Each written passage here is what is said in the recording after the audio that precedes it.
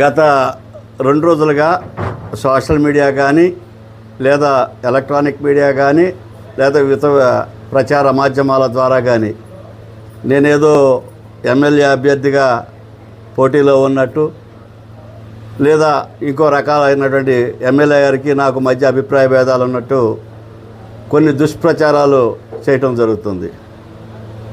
నేను పదవి కావాలి లేదా ఇతర ప్రయోజనాలు కావాలి లేదా ఎమ్మెల్యే గారితో 24 గంటలు ఉండాలనే కోరిక కానీ నాకు ఉండదు. నాకున్న వృత్తి వల్ల వృత్తిలో ఉండే బిజీ వల్ల నేను కొద్దిగా కార్యక్రమాలకు అటు ఇటు వెళ్తూ వస్తూ ఉంటాను.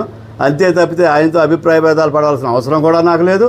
నేను రాజశేఖర్ రెడ్డి గారి కుటుంబానికి విశ్వాసంగా ఉంటాను.